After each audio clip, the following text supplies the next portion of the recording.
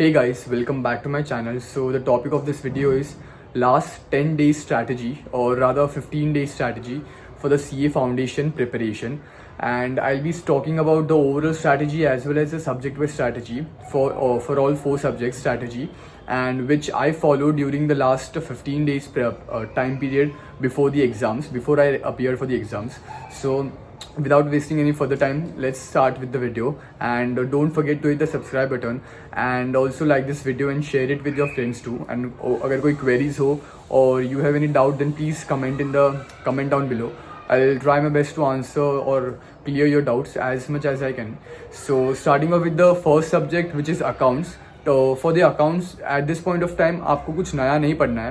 आपको बस वही चैप्टर्स जो आपने किए हैं, you just have to keep polishing and revising those chapters only so that you get a good grip on those chapters at least. And you have to solve only those questions which are star marked in your book, which are marked A category in your book. अगर आपने ऐसा strategy follow किया of A B C, because अभी अगर आप पूरे chapters hand written writing practice के साथ एक एक क्वेश्चन करने गए, then you might miss on the other subjects as well. And accounts आप पहले से करते आए हो, so don't take stress of accounts and only do those questions which are star marked in your module or other reference book which you are following, and उनका ही writing practice करो and try to cover as many questions as possible, not in writing but एक glance लो कि कैसे type के adjustment है, whatever important adjustment are there उनको star mark करके रखे.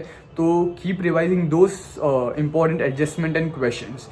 And for the theory section, you have to learn the true or false of all the chapters जो module के पीछे दिया है, बस that's it. And any other extra reference book से मत करो theory, only the module is enough. And जो स्टार मार्क क्वेश्चन है वही करते रहो. Moving on to the next subject which is law.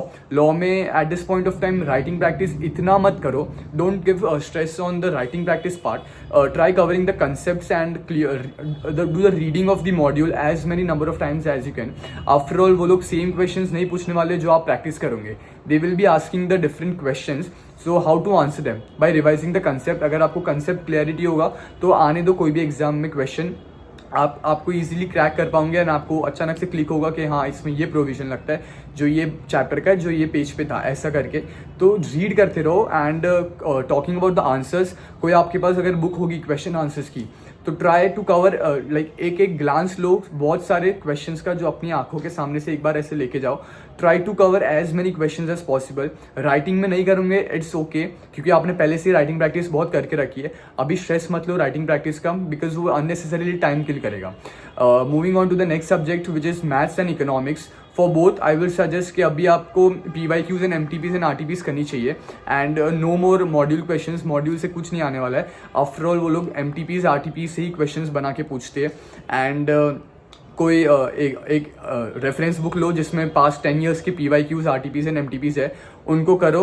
And you will be like easily like score कर पाओगे मैथ्स एंड इको में. कंसेप्ट आपने already clear करके रखे हैं.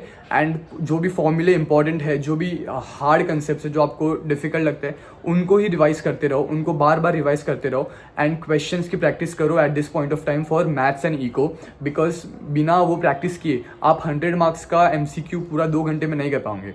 So yeah, this is it for this video. Thank you so much for watching. Please hit the subscribe button and don't forget to like the video. Thank you. Bye.